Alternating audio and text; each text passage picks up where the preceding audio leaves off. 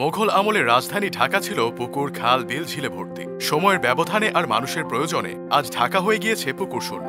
এই পুকুর শূন্য শহরে রয়েছে দেশের অন্যতম সুন্দর পুকুরটি। পুকুরটির কোথাও কোনো নোংরা নেই, আবর্জনা নেই। পুকুরটির পানিও একদম স্বচ্ছ ও পরিষ্কার। আর সেই স্বচ্ছ পানিতে তাকালে দেখা যায় জলের তলায় মাছেদের ছুটোছুটি। বর্ণনা শুনেই হয়তো ভাবছেন, আহা কি সুন্দর দৃশ্য।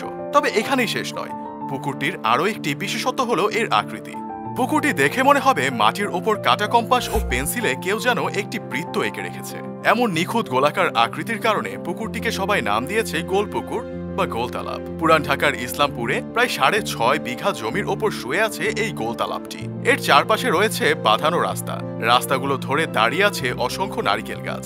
মজার ব্যাপার হলো এই নারিকেল গাছগুলোর প্রায় সবই একই উচ্চতার, যা পুকুরটির সৌন্দর্যকে আরো বাড়িয়ে দিয়েছে। তবে এই নারকেল গাছগুলো কিন্তু পুকুরটির সৌন্দর্যই বাড়ায়নি, বরং এদের ছায়া পেয়ে পুকুর সংলগ্ন পুরো এলাকাটিতে সবসময় লেগে থাকে প্রাণ জুড়ানো শীতল আমেজ। পুরান ঢাকার ইসলামপুরে অবস্থিত আহসান মঞ্জিলের পাশেই প্রায় 500 বছরের ঐতিহ্য নিয়ে অবস্থান করছে এই গোল পুকুরটি।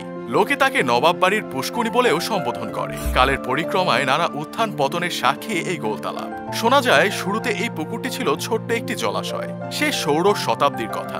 সে সময় ঢাকার সুবাদার হয়ে আসেন মোঘল সম্রাটদের প্রতিনিধি ইসলাম খাঁ। তার নামানুসারে ইসলামপুর এলাকাটির নামকরণ হয়েছে। সেই সময় পুরান ঢাকার বাংলা বাজারের মিডফোর্ডে বাস করত কুমার সম্প্রদায়ের লোকজন। কুমারেরা মাটি দিয়ে বিভিন্ন সামগ্রী তৈরি করে জীবিকা নির্বাহ করত। আর যেখানে গোলতালাব অবস্থিত ঠিক সেই স্থান থেকেই তারা তাদের প্রয়োজনীয় মাটি সংগ্রহ করত।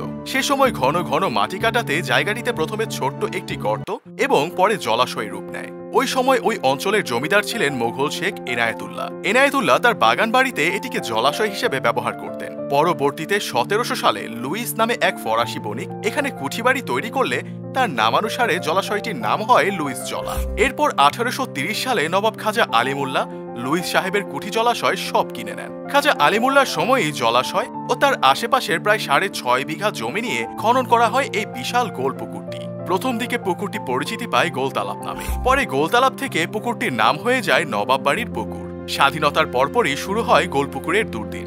একদিকে যেমন পুকুরটিতে সৌন্দর্য হ্রাস পেতে থাকে, অন্যদিকে পুকুরটি অরক্ষিত হয়ে পড়ে। তাছাড়া পুকুরের মালিকানা নিয়ে নবাব পরিবারের বংশধরদের মধ্যে শুরু হয় মামলা মোকদ্দমা।